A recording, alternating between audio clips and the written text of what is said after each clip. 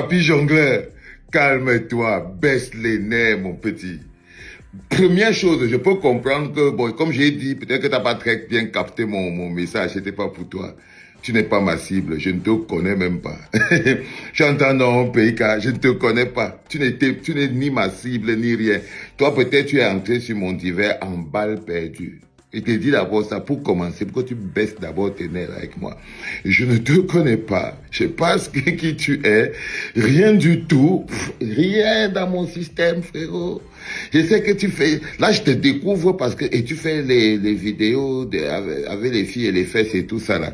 Toi tu viens, jusqu'à je vois, tu me menaces, tu tends ton doigt, je vais ramper. Petit frère, qu'est-ce qu'il y a? Qu'est-ce qu'il y a? Je vais ramper, moi, pourquoi? Toi, tu vas me faire ramper. Pourquoi même vous parlez même des choses comme ça avec la bouche? Ramper, ramper. C'est comment? C'est Internet. Et qui, papy le jongleur? C'est-à-dire que tu tends ton doigt comme ça là. Et ainsi tu ne fais pas ceci, une vidéo d'excuses. Je vais... Ouh, papa, j'ai peur. Brrr. Non. La vidéo d'excuses, mon cher ami, je te fais des précisions. Mais si j'étais heurté, je m'excuse.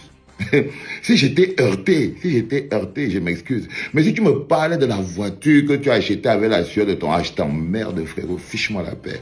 Ça, c'était pas mon sujet, tes conneries de voiture, de ta pourrie sueur, de tes bêtises. Qu'est-ce que j'en ai à foutre? J'en ai rien à foutre, mon petit. Moi, je te connais pas. Je ne te connais pas. Donc, ta sueur et tes bêtises, je m'en fiche royalement. Mais par contre, comme je t'ai expliqué, il peut arriver que dans la compréhension de mon message, toi, tu t'es senti visé, alors que tu n'étais pas ma cible. Est-ce que tu captes ce que je suis en train de te dire, mon petit? Parce que je crois que tu es déjà un peu célèbre en ce moment, et ça te monte un peu à la tête. Je pense que tu es devenu un peu célèbre, mon petit yo-yo. Je crois que le gars qui fait des vidéos avec les filles, il vend la libido. Il vend la libido. Si tu enlèves les fesses sur ton sketch là, tu crois que les gens vont encore regarder ça? Essaye d'enlever les filles qui ont les fesses là, sur ton sketch là. Et tu vas voir si les filles là, si les gens vont encore regarder. C'est les fesses que les gens ils regardent. C'est pas toi. Ce sont les filles là que les gars regardent. Ok? Donc arrête de me casser les bonbons. Avec tes histoires de patati, patata. Quand ça ne t'a pas pesé à la bouche quand tu as dit ça. Là où ils pensent que vous mangez la pacaille là-bas au pays. Toi, ça n'a pas pesé dans ta bouche. Ça n'a pas pesé. Même pas un peu. Dis quand tu es énervé, tu fais le petit chien qui a la rage. Tu as la rage. Et je t'ai dit ça, c'est les effets de la voiture, de la Jetto. Je t'ai dit que c'est une voiture maudite. C'est une voiture maudite. Et quand je disais ça, c'est pas toi qui disais. Je te parle du concessionnaire et surtout c'est à picoroquer sur ce truc. Donc, pour te signaler clair, la personne que je lave sur ce truc-là, qui est ma cible claire, c'est mon petit charlatan personnel qu'on appelle un picoro. Je ne te connais pas, toi. Non, c'est Bruno Bidjan. Oui, c'est lui qui a fait que la voiture l'a pu. C'est lui. C'est lui que j'ai d'abord vu ça avec ça. Et comme c'est quelqu'un que tout ce qu'il touche, je trouve ça moche, je dégage sur ça. Toi, tu sors d'où dans mon système? Toi, quand tu te es en train de marcher dans la rue, tu as pu te dire que moi, j'étais prononcé de quoi? Petit frère? J'étais prononcé de quoi? De quoi? Tu sors d'où là? Toi, tu fais tes histoires de mécanismes là-bas sur le côté. Moi, je vis ma vie. Toi, tu fais quoi? Toi, tu es encore fier que tu viennes d'acheter ta petite voiture aussi, donc tu es aussi un peu quelqu'un. Enjoy ta vie étant quelqu'un. Ne viens pas chercher les problèmes alors que tu viens à peine de commencer à avoir ta première voiture, mon petit. C'est quoi? C'est monté. C'est monté dans ta tête. Fiston? Allez, calme-toi. Calme-toi. Tu n'étais pas ma cible.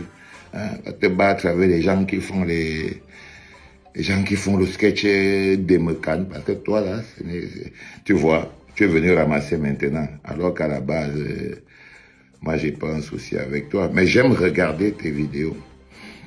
J'aime regarder tes vidéos, surtout à cause de la fille noire qui a les fesses, là. J'aime regarder à cause d'elle. Je regarde et je la vois comme un bout. Moins derrière, tape ça derrière. Tu crois que je regarde quoi? Moins derrière, elle la voit le truc derrière et tout. Moins derrière, nous on est là, on regarde, pim, pim, pom. Tu crois que c'est toi qu'on regarde? Non. c'est les mécanes. C'est les mécanes. C'est tout. Donc, fiche le camp de mon système, hein. Va boire, va loin. Fiche-moi la paix, je te connais pas, petit frère. Un moment de leur vie, pourquoi ces riches-là qui ont gagné beaucoup d'argent deviennent pauvres? Alors, je vais vous répondre, c'est d'abord, un riche, un vrai, ne deviendra jamais pauvre. Un riche ne deviendra jamais pauvre. Je comprends votre embarras. C'est simplement parce que nous faisons la confusion entre le fait de gagner beaucoup d'argent à un moment donné dans sa vie et le fait de générer de la richesse. Ça n'a rien à voir. Vous pouvez être un super bon ingénieur, un super bon manager. Grâce à votre talent, vous générez beaucoup d'argent. Tout comme quelqu'un qui a choisi de jouer au football. Il peut être un super bon footballeur, jouer dans les plus grands clubs, gagner beaucoup d'argent et finir pauvre. Simplement parce que l'argent que génère le salaire est différent de celui que génèrent vos actifs. Un pauvre, un riche est quelqu'un qui génère de l'argent de façon permanente et de façon automatique dans sa vie grâce à ses investissements. Or, tu peux avoir le plus gros salaire du monde. Ça ne fait pas de toi un riche.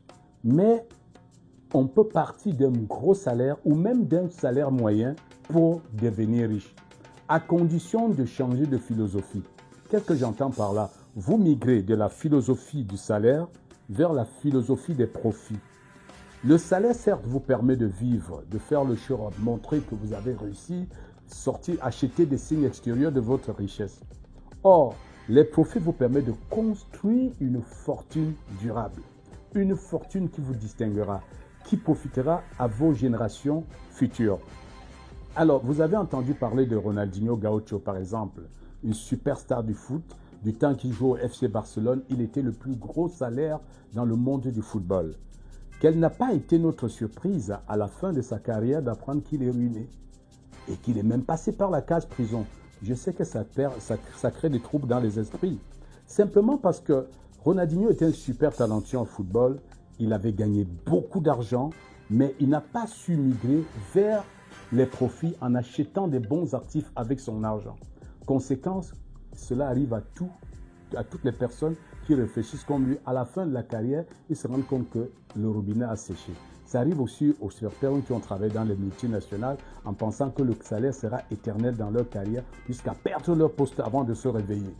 Par contre, à côté, vous avez un autre footballeur africain qui a joué dans le même club que Ronny et qui n'avait même pas le 10e de son salaire. Seydou Keita, pour ne pas le citer. Nous l'avons tous appris l'année dernière. Seydou Keita a investi 14 milliards de francs CFA et un peu plus dans la construction d'un complexe agro-industriel dans son pays, le Mali, qui génère plus de 10 000 emplois directs et indirects. Voilà ce qu'on appelle migrer vers la philosophie des profits. Et cela s'appelle l'intelligence financière. C'est un joueur qui n'avait pas tout dans les jambes et rien dans la tête. Il avait dans les jambes et il avait aussi dans la tête. C'est ça la différence.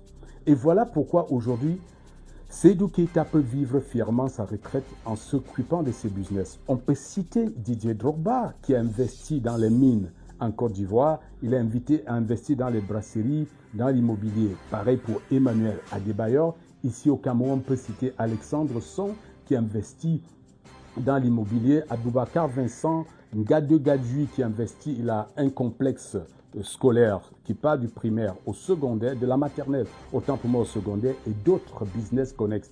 Plein de jeunes footballeurs aujourd'hui sont devenus intelligents. Ils ont compris que la philosophie du salaire peut les conduire à la ruine. Et qu'est-ce qu'ils font? Ils investissent leur salaire pour acheter des actifs ou pour construire des actifs. Pourquoi est-ce qu'un riche ne deviendra jamais pauvre? Simplement parce que les riches ont bâti un système basé sur leurs actifs qui leur permet de générer de l'argent de façon circulaire. Et ils n'ont pas mis leur argent dans des passifs. Ils ont mis leur argent dans les actifs. Un actif, c'est tout ce qui te met d'argent dans ta poche. Un passif, c'est quoi? C'est ce qui sort l'argent de ta poche, ça ne revient pas. C'est quoi les passifs? Les Lamborghini, les Ferrari, les Aston Martin, les Cadillac, toutes les grosses voitures du monde. Les griffes Louis Vuitton, Gucci, Hermès, Balenciaga. Vous connaissez plein de sportifs de haut niveau qui ne jouent que par ces marques. Mais malheureusement, beaucoup ne se réveillent qu'avec la gueule de bois à la fin de leur carrière quand il n'y a plus rien. Et ça devient très compliqué. Ils peuvent s'accrocher sur n'importe quoi pour vivre. Mais malheureusement, ne les confondez pas aux riches. C'était de très bons garçons talentueux, des bons salariés, mais ils n'avaient jamais été des riches. Parce que, comme disait quelqu'un, si vous prenez tout l'argent des riches de ce monde, vous réunissez, vous divisez à part égale, vous redistribuez à tous les pauvres, en moins d'1 an, cet argent reviendra dans les comptes bancaires des légitimes propriétaires, pas par sorcellerie, simplement parce que le riche est quelqu'un qui a bâti un système qui génère l'argent de façon automatique. Si vous videz ces comptes, vous partagez. Le lendemain, les pauvres à qui vous avez donné cet argent vont venir acheter encore leurs produits et l'argent leur reviendra. Vous en avez qui ont investi dans la téléphonie, ils ont investi dans l'agroalimentaire, ils ont investi dans les transports. Les mêmes pauvres qui ont pris cet argent vont aller acheter ces services-là et l'argent revient dans la poche des riches. Donc, oublions-le, un riche, un vrai, ne redevient jamais pauvre. Big up.